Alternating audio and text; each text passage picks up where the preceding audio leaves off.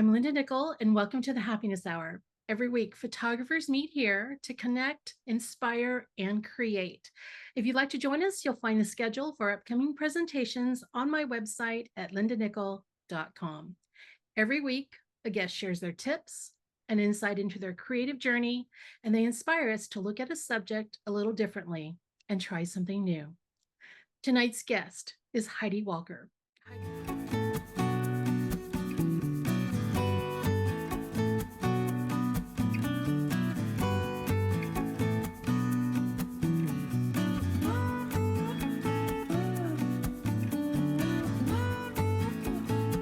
Heidi Walker. Heidi is a nature photographer based just outside of Seattle. As an avid camper, hiker, and outdoor explorer, you'll find her adventures documented in her blogs and YouTube videos. You can connect with her through her website at highwalkerphoto.com, where you can sign up for her newsletter and workshops. You can tag along with her adventures through her YouTube channel at highwalkerphoto. And if you're on Instagram, give her a follow at highwalkerphoto. In tonight's presentation, Nature Therapy with Your Camera, Heidi will take us through a journey of forest bathing with a twist. Forest bathing is practiced without electronics, but Heidi will give us permission and some techniques on how to forest bathe with your camera and help remind us to slow down and reconnect with nature. Welcome to the Happiness Hour, Heidi. Thank you. That's so very kind, Linda. And where am I? And thanks everyone for being here tonight. This is really kind of I'm just thrilled to be here.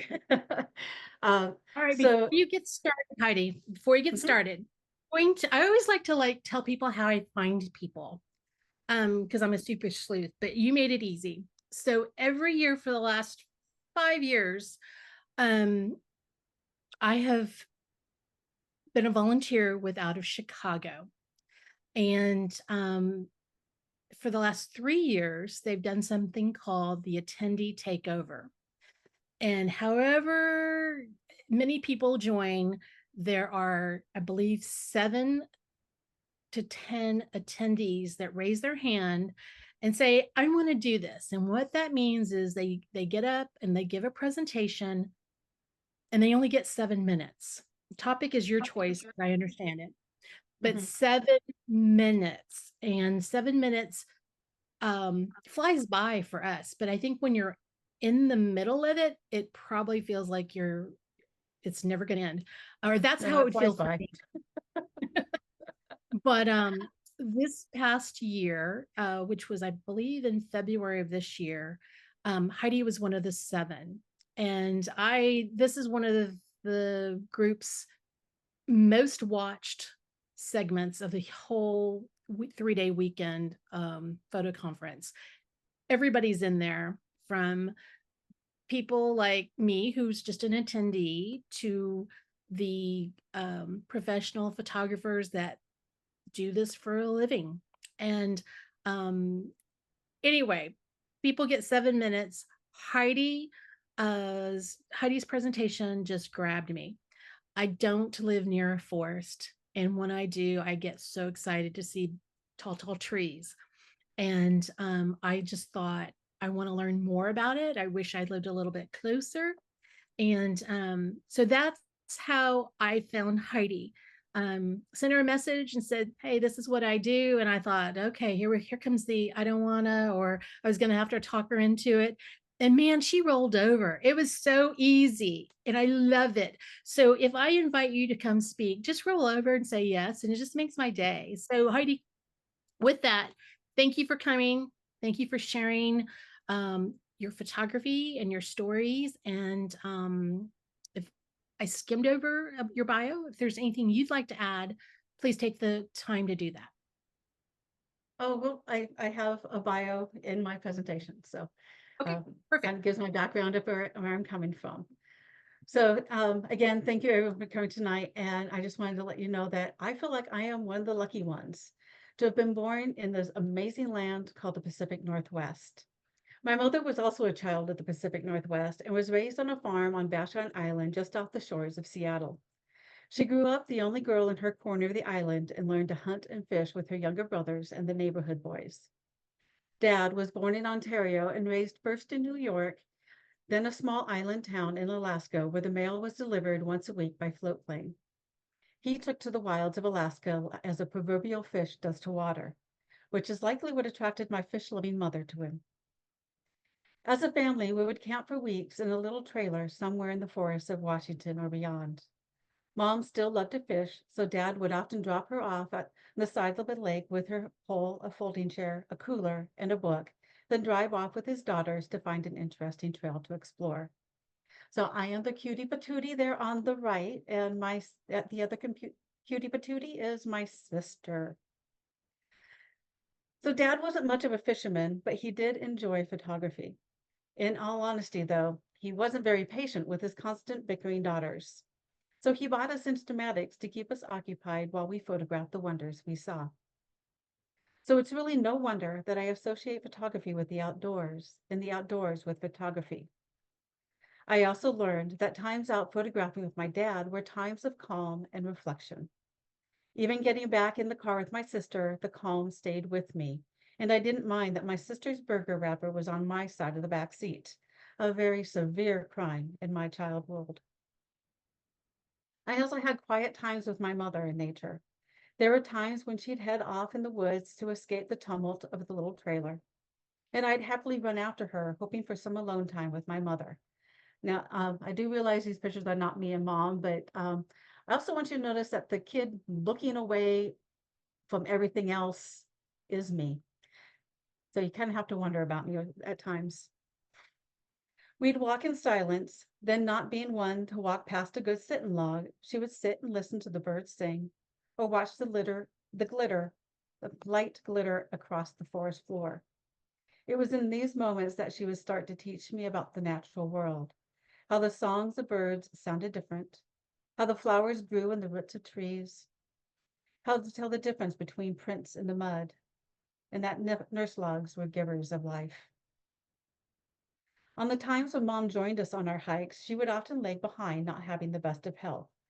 My sister and I, who kept up with Dad, would hear her call from behind and ask for a picture of a flower she thought was pretty. While Dad was photographing, she would catch her breath. I learned then that when the going gets tough, you stop and take a picture. Under my parents' tutelage, I learned to observe and explore. I found nature fascinating and tried my best to record what I saw with my camera. I'm still trying. Then, as I was beginning to understand adulthood, tragedy struck my young life. My mother, who had been a diabetic for most of the time I knew her, died from complications of the disease. I was 24 and had no idea what to do now.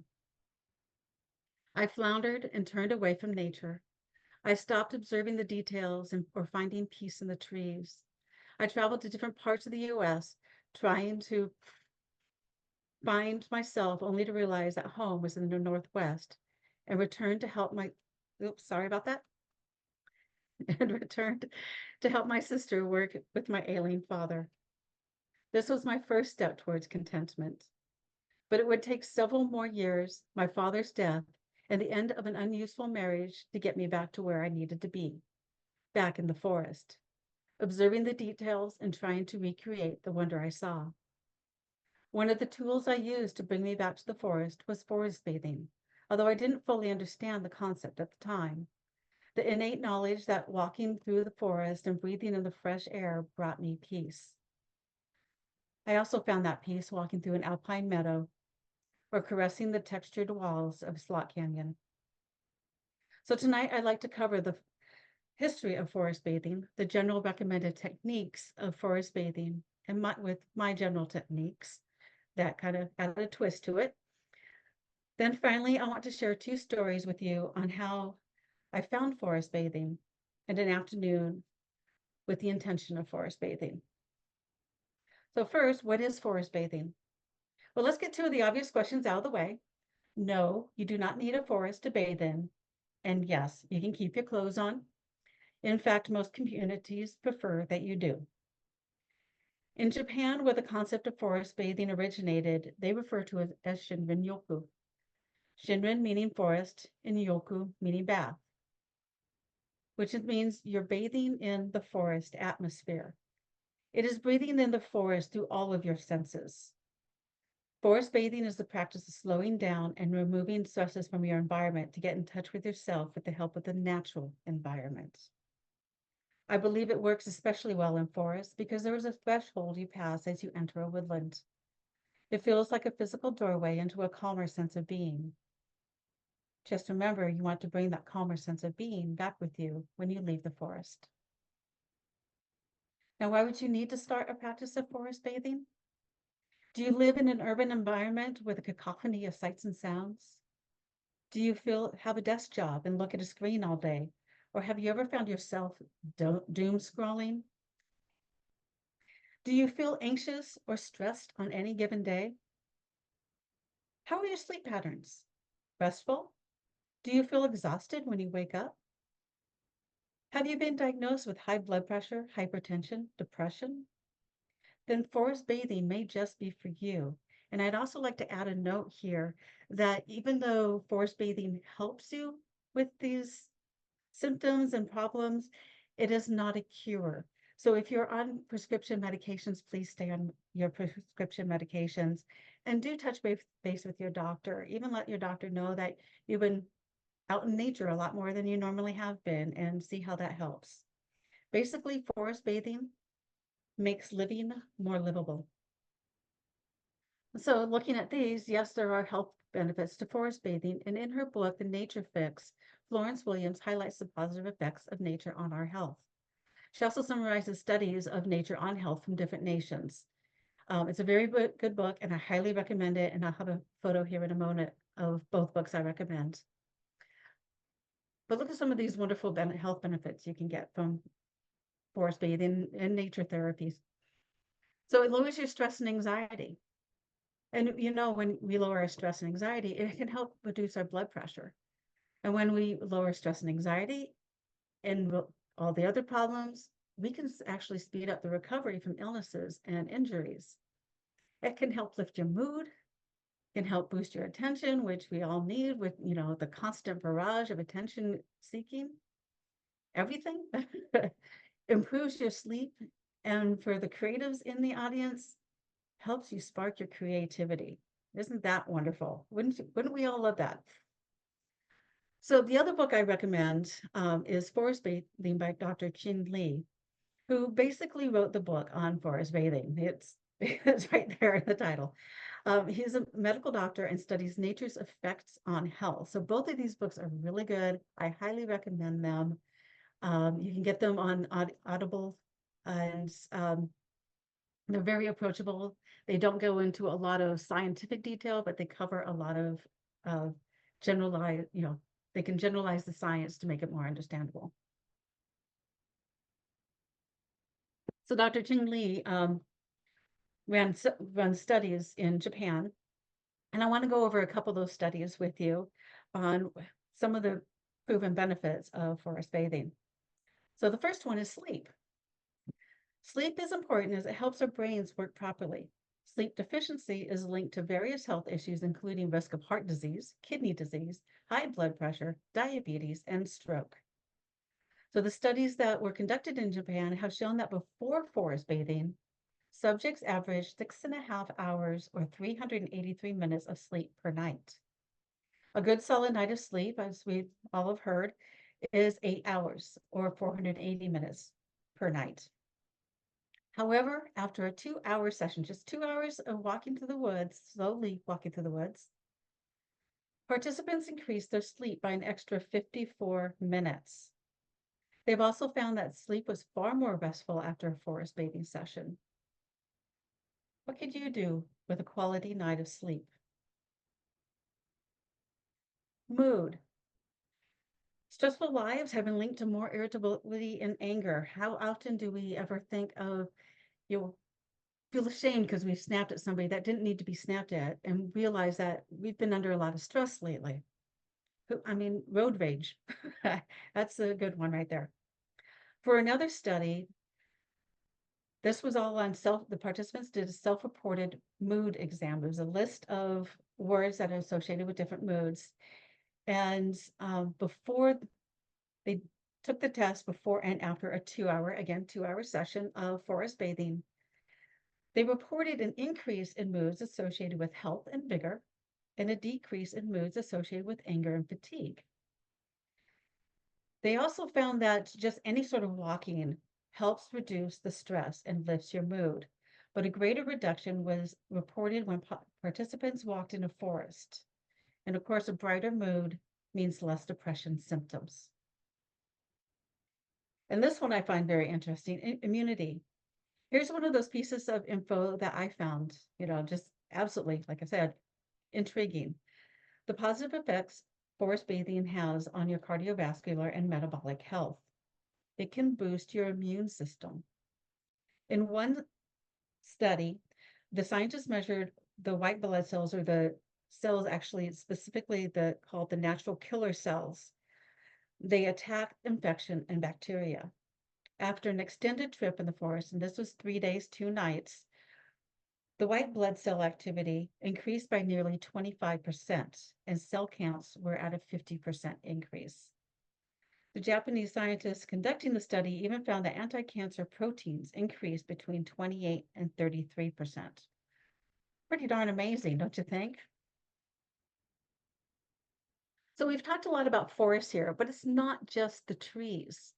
You may have heard about studies in hospitals where patients who had views of nature required less painkillers, healed faster, and were released from the hospital more quickly than patients who had a view of the parking lot or a brick wall. This is also something that Florence Williams talks about in her book, The Nature Fix. Researchers even found that just photos of nature, help patients recover more quickly and experience less pain. And I also want to touch a little bit on sorrow, especially after some of the events of today. Nature can help us ease our sorrows. And this is just a short story for me. After visiting my aunt one Christmas, I was in need of a little solace. My aunt was dying from breast cancer, and we all knew this would be her last Christmas with us. We tried to keep our spirits high for her, but as I left, I decided to drive towards Mount Rainier National Park until I hit snow and hopefully find some solace there. I walked through the forest as snow filtered through the Douglas firs. I went looking for peace, and when I looked up, what I found was magic and solace. So there is a twofold effect here on health, our health and the health of our natural areas. And this is a quote for Dr. Chin Lee. When we open up our senses, we begin to connect with the natural world. If people are encouraged to visit forests and other natural areas for their health, they would be more likely to want to look after and protect them. And this image is from North Cascades National Park, which ultimately was saved because of photographers and photography. So how do we do it? What is the process of forest bathing? Well, first you need to find a forest or someplace away from distractions. City parks will do. Somewhere where you can walk slowly and explore with your senses, away from distractions. The whole thing here is to get the distractions away from you. One of my favorite places when I need a little respite is less than a mile from my apartment. Leave the distractions behind. That means all your electronics, and we'll talk about that later. So your phones, your camera, everything, leave those behind. Leave your expectations and judgments behind. We need to stay open to all possibilities. And when you have expectations and make judgments, you close yourself off to what you can find out there, all the possibilities that are presented to you. Walk slowly through the forest, exploring with your senses. Stop often. Breathing it all in through your senses. Exhale twice as long as your inhale, which signals your body to relax. And I'd kind of like us to try and practice that if we can. So if you breathe in, let's just breathe in, 1, 2, 3. Breathe out, 1, 2, 3, 4, 5, 6. Breathe in, 1, 2, 3. Breathe out. 1, 2, 3, 4, 5, 6. Now, hopefully, if you did that, you do feel a little bit calmer. So that's what you want to do. Find a place to sit and be quiet. Give yourself permission not to think about anything other than the breeze in the trees, the birds singing, and light through the leaves. Take a journal or sketchbook to record your experience and work through that experience. What do you see? What do you hear? What do you feel? And how does it make you feel? It is honestly as simple as that. The hardest part of forest bathing is letting go of stressful thoughts and your to-do list back home. So how is my technique different? Well, for me, my journal, my sketchbook is my camera. So I take my camera. And since we're leaving the distractions and judgments at home, you're only taking the one camera, the one lens, no tripod. Make sure your battery's charged. Make sure your SD card is empty enough and in the camera. I've done that to myself too. And put it on auto. Put your camera on auto, and then you're going to tuck it away. You're going to have a bag with you. You're going to put the camera in the bag. You don't want to have it around because you want to only bring it out when you are moved to create an image. You're not out here gathering or collecting images. You're out here listening to nature and listening to yourself. If you're using your cell phone, turn your cell phone to airplane mode. And airplane mode, it usually goes ahead and doesn't ding or anything to let you know there's messages coming in. You do not want to see any of those. So you put your phone on airplane mode, and again, tuck it away, put it in a bag, I often will just put it in my back pocket because then I have to think about reaching back and getting it. So that's all that really it is just being, when you take the electronics you have, limit them as best you can. So then you're not futzing with them, so that you're not distracted by them. They're just another tool, another sketchbook, another journal for you. So with journaling, the idea is to write about your experiences and your feelings. So with your camera, you want to photograph your experiences and feelings. Often you can try and use analogies and metaphors with that. So let's take a look at a step-by-step process to record your feelings. So first off, I just want you to say, okay, I'm going to take something that I find pretty. May not mean anything to me. I'm just out here. I've got my camera. I just want to take something create a photo that's pretty. So I'm going to do it. And then I'm going to put my camera back. Get it over with. It loosens up your muscles, helps you know that you're somewhere different. Next, you'll want to start bring your other senses into it. So we've already seen the vision, but what are your other senses? What do you hear? What do you feel? What do you smell? What's that odd scent on the air? Something like dirty socks. And my sister and I have a kind of an inside joke about this. So there, there is meaning behind it. Are you walking through the woods and feeling the bluster of winter? So these are pretty good. These are starting to reach out and help yourself, because these are just for you. Always remember, these photos are for you. Helps you remember your experience, helps you remember what you're thinking about. So let's go a little bit deeper than these surface images. Have you ever photographed the sharp chill of winter? Or the scent of forest decay? Have you ever photographed the song of a bird? And finally, we can move towards visually journaling our feelings and emotions. What's bugging us? What do we want to think about or talk about? What's going on below the surface of us? Are you standing at a frightening precipice in your goals? Are you feeling lonely and looking for the light of friendship? Do you feel as if you will collapse under the weight of your stress, but know somehow your friends and family won't let you? Do you feel like dancing with your hands in the air? At times, the meanings of these moments don't come until later. If you feel moved to create a photo, do so and put the camera away. I will often journal after my walk while looking at the image and will see the significance then. Sometimes I never do. And don't worry about perfection. These are for you. This is what you take from the forest to bring you peace at other times when you need them. Remember the studies where we're just looking at photos helps you relax and heal? That's what these are for. I used to have a wall on my cubicle that was covered in snapshots from my hikes, just to let me calm down after a stressful conversation. It got to the point my coworkers would come to sit and look at my wall in their stressful moments. So at this point, I do want to talk a little bit difference between forest bathing and forest therapy. Forest bathing is taking in nature quietly and without intention. Again, you're breathing in the atmosphere of nature, of the forest.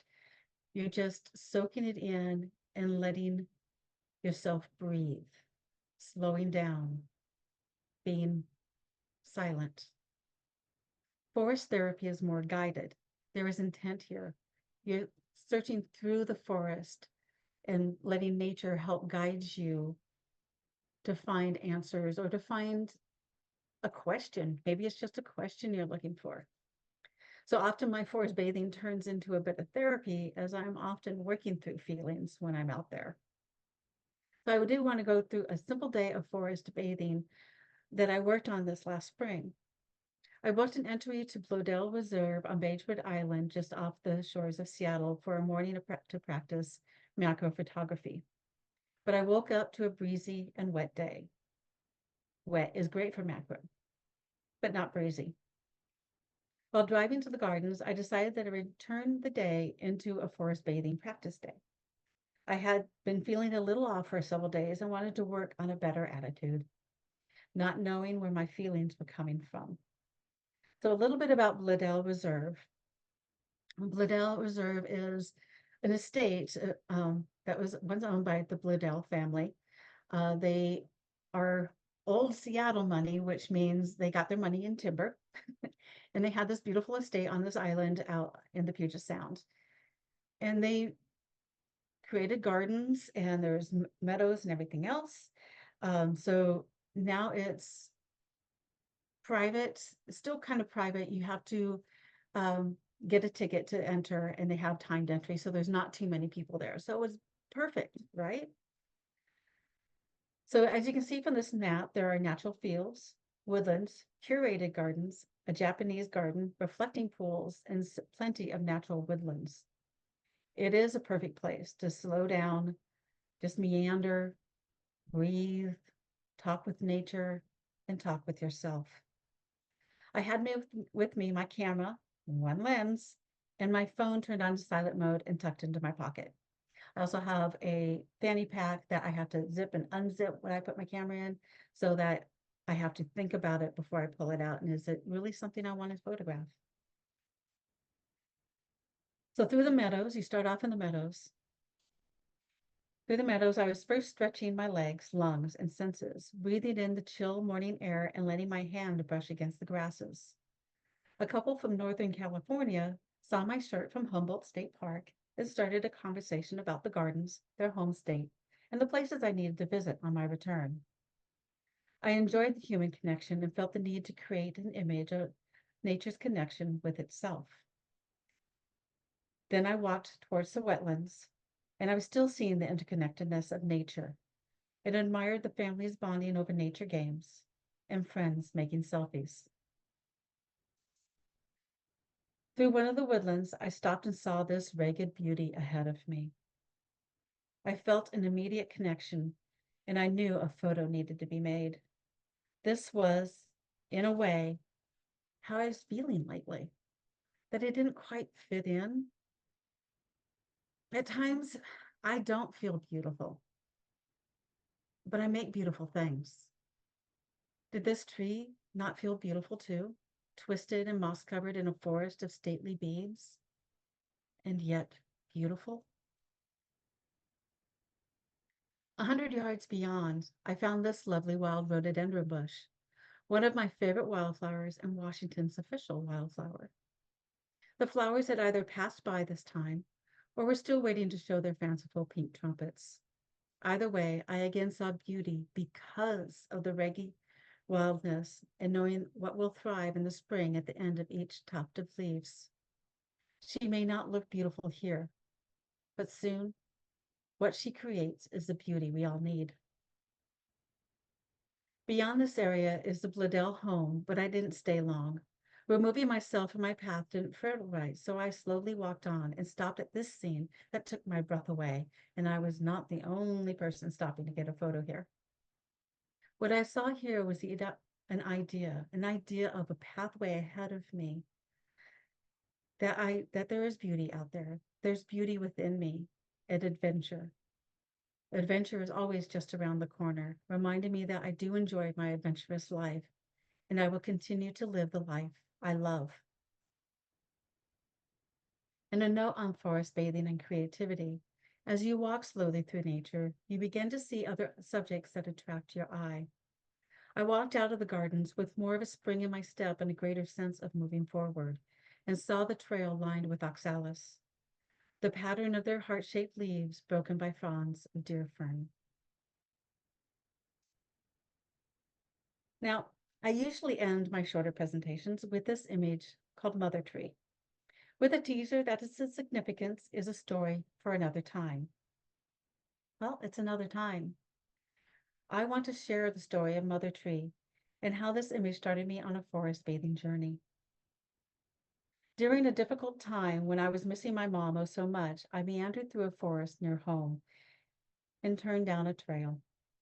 This beautiful nurse log stopped me in my tracks.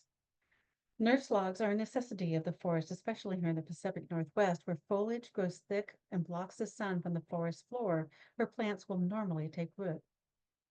As trees die and fall in the forest, bacteria and insects begin to break down the hard cells of the tree, and it then becomes a welcoming and a nourishing place for plants to thrive above the darkened floor. They are called nurse logs because they nurse the young trees in their growth. My mother loved nurse logs and would often point them out on walks in the forest. She'd even point out where a nurse log had once lain, evidenced by a straight line of trees, or trees that appeared to stand on their toes, the nurse log, a memory. On this log, I admired the roots as they stretched along what was left of a once charming tree. I thought it was a beautiful mother tree, and I immediately knew I was wrong. This wasn't a mother tree, it was a nurse log. But I couldn't get the thought of mother tree out of my head. I turned down the trail wondering why, and then I began to cry. Memories of my mother sitting on logs, watching nature swirl through my head. And I knew I had been away from her beloved forest, our beloved forest, and myself for far too long.